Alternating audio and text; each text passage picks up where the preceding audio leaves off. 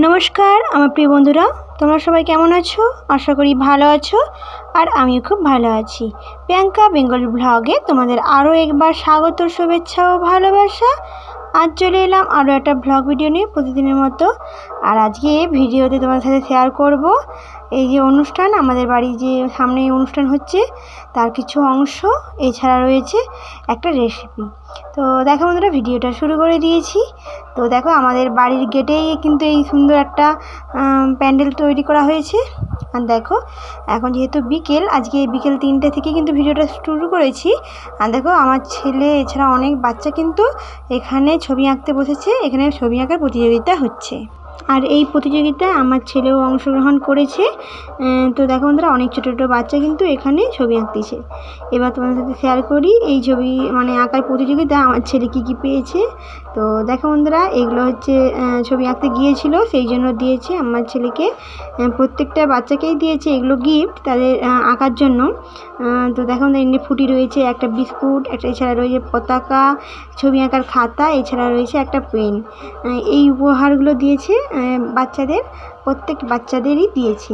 তো দেখো বন্ধুরা, এই যে দুভাই, আমার জায়ের ছেলে রয়েছে, এছাড়া আমার ছেলেও রয়েছে। দুভাই যে খেলা শুরু করছে, কে কী রঙের পেন পেয়েছে।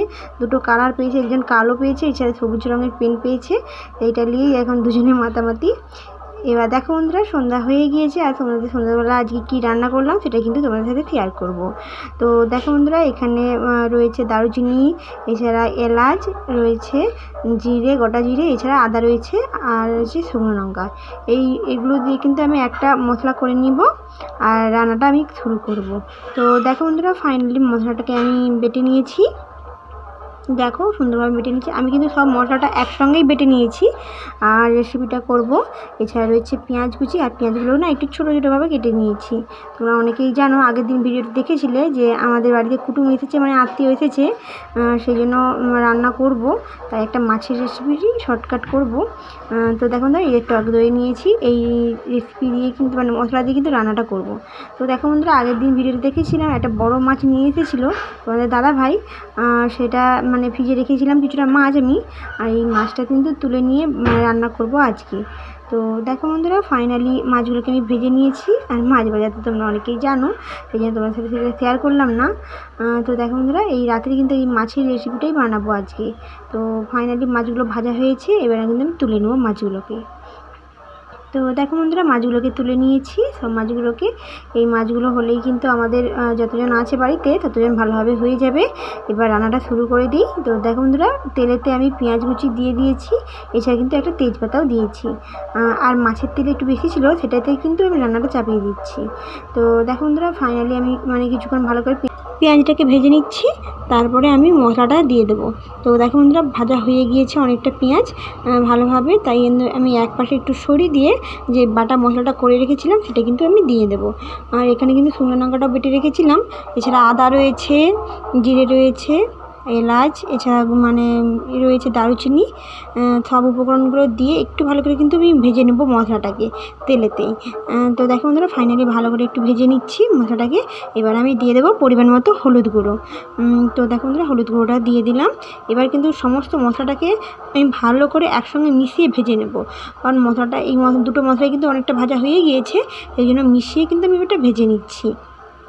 তো দেখো বন্ধুরা, ফাইনালি মশলাটা এইভাবে কিছুক্ষণ কষিয়ে নিচ্ছি।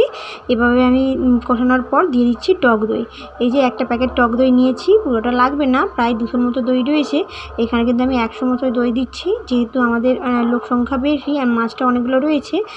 তো দেখো বন্ধুরা, সেই পরিমাণে 100 মতো দই দিয়েছি, দিয়ে ভালো করে মশলাটার সঙ্গে কিন্তু এইভাবে কিছুক্ষণ ফাটিয়ে নিচ্ছি। এতে কিন্তু টক দইটা অনেকটা সুন্দরভাবে ভাজা হয়ে যাবে মশলার সঙ্গে।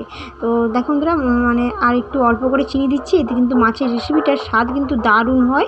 এই টক দই দেওয়ার পর এই অল্প মিষ্টিটা, খুব বেশি কিন্তু মিষ্টি দেয়নি, কারণ মিষ্টি কিন্তু খুব বেশি ভালো লাগে না, কিন্তু এখানে হালকা মিষ্টি দিলে এই টক দইয়ের স্বাদ কিন্তু দারুণ অপূরন্ত লাগে এই মাছের রেসিপিটি।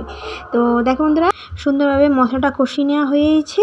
এই যে দেখো সুন্দরভাবে কষানো হয়েছে, আর দেখো তেলটা কিন্তু উপরে ভেসে গিয়েছে, কালারটাও কিন্তু খুব সুন্দর এসে গিয়েছে। এবার আমি কিন্তু জল দিয়ে দেবো, কারণ মশলাটা ভালোভাবে কষানো হয়ে গিয়েছে। এবার আমি পরিমাণ মতো জল দিয়ে দেবো। একটু মানে কম পরিমাণে দেবো জলটা, কারণ খুব বেশি জল দেওয়ার দরকার নেই। মাছটা ফুটে যাওয়ার মতো সেদ্ধ করার মতো জলটা আমি দেবো। আর এই রেসিপিটা একটু মানে বসা বসা টাইপের, অল্প ঝোল ভালো লাগে। খুব বেশি ঝোল কিন্তু ভালো লাগে না, গায়ে গায়ে একটু ঝোল থাকবে সেরকম ভালো লাগে। তো দেখো বন্ধুরা কালারটা কিন্তু খুব সুন্দর এসে গিয়েছে, যদিও অন্ধকারে অতটা বোঝা যাচ্ছে না, তবুও কিন্তু মানে এমনিতেই খুব দারুণ কালার এসেছে। তো দেখো বন্ধুরা মানে ঝোলটা একটু ফুটে যেতে মাছগুলো আমি দিয়ে দিচ্ছি। এবার মাছগুলোকে দিয়ে ভালো করে ঝোলটার সঙ্গে একটু মিশিয়ে নিচ্ছি। এই মাছগুলোকে কিন্তু আমি এই ঝোলটার সঙ্গে মানে একটু সেদ্ধ করে নেবো, তাহলে কিন্তু মাছটা খুব সুন্দর একটা মাছের রেসিপি কমপ্লিট হবে এইভাবে। তো দেখো বন্ধুরা ফাইনালি একটু ফুটিয়ে নিয়েছি মাছটা, অনেকটা হয়ে গিয়েছে। এই ঝোলটা কিন্তু আমি আর মারবো না, যেহেতু অনেকে রয়েছে, অল্প করে মাছের সঙ্গে একটু মানে ঝোলটা দেবো, তাই এইরকমভাবে কিন্তু আমি তুলে নেব। তো দেখো বন্ধুরা ফাইনালি মাছের রেসিপিটি তুলে নিয়েছি। এই যে আরও কয়েকটা মানে রান্না করেছি, সেটা তোমাদের সাথে শেয়ার করতে পারলাম না, সরি বন্ধুরা। শুধু এই মাছের রেসিপিটাই তোমাদের সাথে শেয়ার করলাম আজকে। তো বন্ধুরা আজকের এই মাছের রেসিপিটি তোমাদের কাছে কেমন লেগেছে তোমরা অবশ্যই কমেন্টে জানিও। আর যদি ভালো লাগে তাহলে লাইক আর সাবস্ক্রাইব করে দিও, শেয়ার করতে ভুলো না বন্ধুরা। ধন্যবাদ, এতক্ষণ ভিডিওটি দেখার জন্য অসংখ্য ধন্যবাদ।